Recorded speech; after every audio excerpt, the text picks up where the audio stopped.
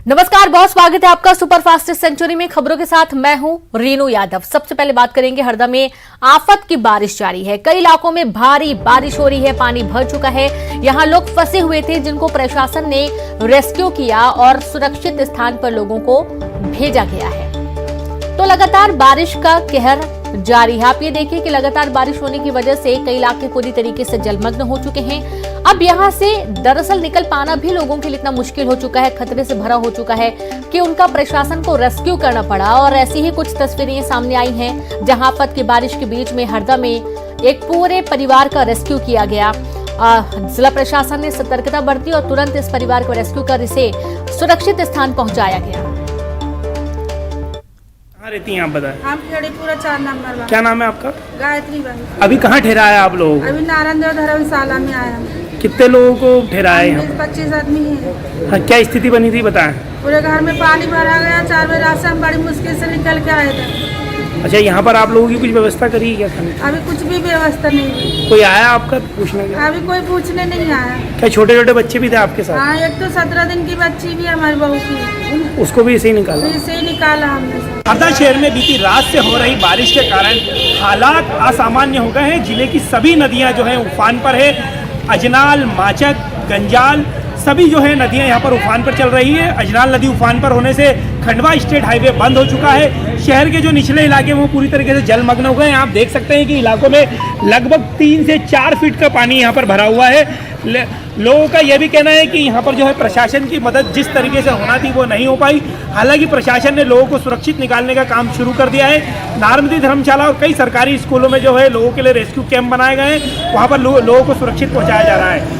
जिस तरीके से माहौल अभी बारिश का मौसम बना हुआ है उससे ऐसा लग रहा है कि आने वाले कुछ घंटे जो है हरदा जिला प्रशासन के लिए काफी चुनौतीपूर्ण होंगे। प्रवीण सिंह तंवर, न्यूज़ 18 हरदा। अब आपको हरदा की 30 तस्वीरें दिखाते हैं जहां पर लकड़ी के लिए लोग अपनी जान जोखिम में डाल रहे हैं। और ये तस्वीरें डगावा शंकर गांव की हैं जहां माचक नदी से लोग लकड़ी निकाल रहे हैं और यहां पुल पर लकड़ी आ रही है और लोग अपनी जान जोखिम में डाल रहे हैं। तो ये तस्वीरें देखिए जहां पर लकड़ी निकालने के चक्कर में अपनी जान जोखिम में डालकर ये लकड़ी निकाल रहे हैं। कभी भी बड़ा हादसा हो सकता है। तस्वीरें हरदा की हैं।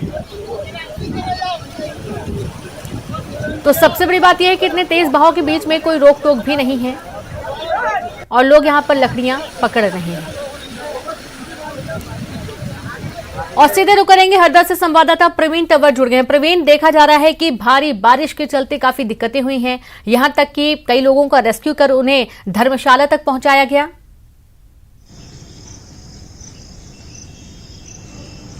जी रेनू, हरदा के जो लोग हैं उनको एक सप्ताह में दूसरी बार इस तरीके की भयंकर बाढ़ का सामना करना पड़ा। विगत 5 जुलाई को भी इसी तरीके से बरसात हुई थी तो तमाम मुश्किलों का सामना उस समय भी लोगों को करना पड़ा था।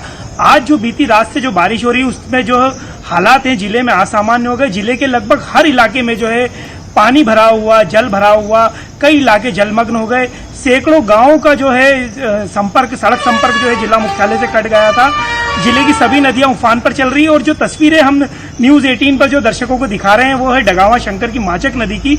माचक नदी एक पहाड़ी नदी है और इसमें काफी बहाव होता है। और जिस तरीके से वहां पर लोग लापरवाह बने हुए हैं और लकड़ी पकड़ने के लिए अपनी जान जोखिम में डाल रहे हैं तो वो एक हादसे को निमंत्रण दे रही है। हालांकि प्रशासन लगातार जो है बीते 24 घंटों से लोगों को आगाह कर रहा है कि आप सतर्क रहें, जो तेज बहाव के बीच ना जाएं, जहां पर पुल पर पानी हो वहां से आप ना गुजरें। लेकिन उसके बावजूद लोग जो है बेखबर होकर इन सब चीजों को की ओर ध्यान न देते हुए अपनी जान जोखिम में डाल रहे हैं और किसी हादसे को निमंत्रण दे रहे हैं। जी रेनू। प्रवीण, तो क्या यहाँ पर कोई रोक टोक नहीं है? जैसा कि साफ किया गया है कि कहीं भी यदि ज्यादा जल स्तर बढ़ा हुआ है, एक्सीडेंट जैसी यदि घटनाएं वहां पर ज्यादा हो रही हैं तो वहां पर बैरिकेडिंग की जा रही है, वहां पर तैनात किया जा रहा है सुरक्षा गार्डों को। क्या यहाँ पर ऐसे कोई इंतजाम देखे गए हैं? चूंकि अभी हरदा जिले में जो है जल भराव की स्थिति जो है अभी शहर के निचले इलाकों में भी अभी काफी पानी भरा हुआ है। स्टेट हाईवे अभी भी रुका हुआ है। जिला प्रशासन ने जो है नदी के किनारे बैरिकेडिंग कर दी है, लेकिन जो जिला प्रशासन का अमला है वो लोगों को बाहर निकालने में लगा हुआ है, लोगों को राहत देने में लगा हुआ है। ऐसे में आम लोगों की भी जिम्मेदारी बनती है कि वो कहीं ना कहीं जो है प्रशासन का सहयोग करें और इस तरीके की जो कृत्य हैं वो ना करें। बात लकड़ी पकड़ने के लिए अपनी जान जोखिम में डालना, तेज बहाव में, चूंकि ये पहाड़ी नदी है तो जंगलों से जो है लकड़ियों के ठूट जो है अपने साथ बहाकर लाती है और उसे पकड़ने के लिए जो ग्रामीण है वो अपनी जान दाव पे लगाते हैं और कई बार अपनी जान से भी हाथ धो बैठते हैं। न्यूज 18 भी लगातार अपने दर्शकों से इस बात की अपील कर रहा है कि वो इस तरीके के काम ना करें, तेज बहाव के बीच में ना जाएं और अपनी जान जोखिम में न डालें। जी बिल्कुल, बहुत शुक्रिया आपका प्रवीण तमाम जानकारी के लिए। तो बार बार आपसे यही अपील की जा रही है कि बिल्कुल भी लापरवाही ना करें। खबर कोरबा से है, जहां कोरबा से गुजरने वाली कटघोरा अंबिकापुर नेशनल हाईवे और कोरबी चोटिया मुख्य मार्ग पर हाथियों ने कब्जा जमा कर रखा है। राहगीरों की ओर से बनाए गए वीडियो में एक दंतैल हाथी कोरबी चोटिया मार्ग पर खड़ा दिख रहा है और इस दौरान सड़क के दोनों तरफ वाहनों की लंबी कतार लगी हुई है।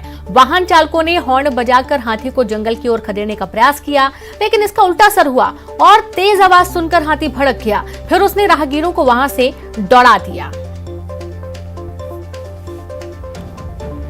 तो ये तस्वीरें आप देखिए, जहां पर हाथी को भजाने के लिए इन्होंने हॉर्न बजाया राहगीरों ने और असर इसका बिल्कुल उल्टा हो गया। राहगीरों को लगा कि हाथी जंगल की तरफ भाग जाएंगे, लेकिन उल्टा हाथी राहगीरों को ही दौड़ाने लगा। कोरबा में बस कंडक्टर की बेरहमी से पिटाई की गई। लोगों ने सरेआम कंडक्टर के साथ मारपीट की, लात घूंसे बरसाए गए और इस मारपीट का वीडियो सामने आया है, जिसमें देखा जा सकता है कई लोग मिलकर कैसे कंडक्टर की पिटाई कर रहे हैं। बताया जा रहा है कि बस में सीट को लेकर सेना के जवान का कंडक्टर से विवाद हो गया, जिसके बाद बस को रोककर कंडक्टर के साथ मारपीट की गई। मारपीट में ग्रामीणों ने भी जवान का साथ दिया। पिटाई के बाद कंडक्टर से उठक बैठक भी कराई गई। पुलिस ने कंडक्टर की शिकायत पर मामला दर्ज कर लिया है।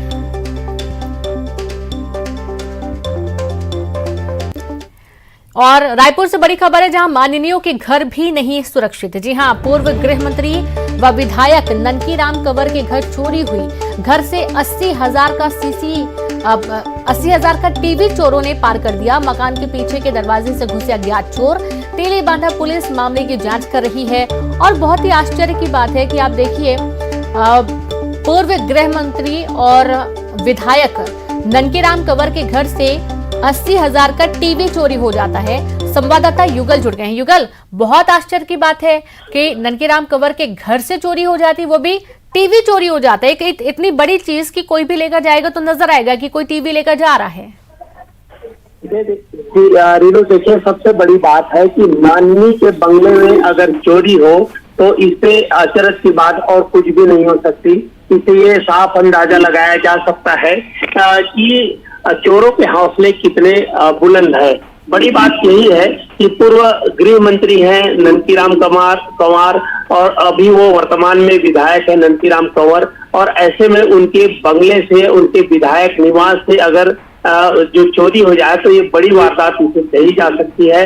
जो चोर हैं वो पीछे दरवाजे से तोड़ करके अंदर घुसे और जो लगभग 80,000 रुपए के जो टीवी थे उसे लेकर के फरार हो गए हैं। तेली बांधा पुलिस पूरे मामले पर जांच कर रही है। अभी प्रथम दृष्टया जो जांच में यही पाया गया है कि जब विधानसभा सत्र चल रहा था उस दौरान ननकी राम कंवर बंगले पर आए हुए थे। उसके बाद कोई वहां पे रहता नहीं था और इसी का फायदा और इसी की रेकी करके चोरों ने इस घटना को अंजाम दिया है। लेकिन ये कही जा सकती है कि पुलिस की बड़ी सिरदर्दी है और बड़ी फेलवर इसे कहा जा सकता है, क्योंकि इस तरह से जब विधायक के घर ही अगर सुरक्षित नहीं हुए तो आम लोगों में एक अच्छा मैसेज नहीं जाएगा। जी बिल्कुल, बहुत शुक्रिया आपका जानकारी के लिए युगल। और अब एक अहम खबर, श्रीलंका के राष्ट्रपति गोटबाया राजपक्षे देश छोड़कर मालदीव भाग गए हैं। राजपक्षे के देश छोड़ने से श्रीलंकाइयों का गुस्सा भड़क गया है। राजधानी कोलंबो की सड़कों पर प्रदर्शनकारी जमकर उत्पात कर रहे हैं। लोगों के उग्र विरोध देखते हुए प्रधानमंत्री रानिल विक्रमसिंघे ने इमरजेंसी का ऐलान किया है। हजारों की तादाद में लोग संसद भवन और पीएम हाउस की तरफ मार्च कर रहे हैं। कई जगहों पर पुलिस और प्रदर्शनकारियों में हिंसक झड़प हुई। 2 गुट भी आपस में भिड़ गए। 12 लोग घायल हो गए हैं। प्रदर्शनकारियों पर हेलीकॉप्टर से नजर रखी जा रही है। इन पर काबू करने के लिए हवाई फायरिंग भी करनी पड़ी है। प्रधानमंत्री रानिल विक्रमसिंघे को देश का कार्यवाहक राष्ट्रपति नियुक्त किया गया है। वहीं प्रदर्शनकारियों ने भारतीय प्रधानमंत्री नरेंद्र मोदी से मामले में दखल देने की मांग की है। श्रीलंका की प्रमुख विपक्षी पार्टी समागी जाना बाल वेगिया के प्रमुख सजीत प्रेमदासा श्रीलंका के अंतरिम राष्ट्रपति बनाए गए हैं। एसजेबी ने सोमवार को निर्विवादित रूप से प्रेम दास को अंतरिम राष्ट्रपति पद के लिए नॉमिनेट किया। श्रीलंका में राष्ट्रपति चुनाव 20 जुलाई को होना है और 15 जुलाई को संसद का सत्र बुलाया जाएगा। श्रीलंकाई एयरफोर्स मीडिया डायरेक्टर ने कहा है कि राष्ट्रपति गोटबाया राजपक्षे, फर्स्ट लेडी और 2 बॉडीगार्ड्स को मालदीव जाने के लिए रक्षा मंत्रालय से इमिग्रेशन, कस्टम और बाकी कानूनों को लेकर पूरी अनुमति दी गई थी। 13 जुलाई की सुबह उन्हें एयरफोर्स का एक एयरक्राफ्ट उपलब्ध कराया गया था। गोटबाया 8 जुलाई के बाद से कोलंबो में नहीं दिख रहे थे। वे मंगलवार यानी कि 12 जुलाई को नौसेना के जहाज से भागने की फिराक में थे, लेकिन पोर्ट पर इमिग्रेशन अधिकारियों ने पासपोर्ट पर सी लगाने के लिए वीआईपी स्वीट में जाने से इनकार कर दिया था। राजपक्षे ने जोर दिया था कि देश भर में चल रहे विरोध की वजह से दूसरी सार्वजनिक सुविधाओं का इस्तेमाल नहीं कर सकते हैं, लेकिन अफसर नहीं माने थे।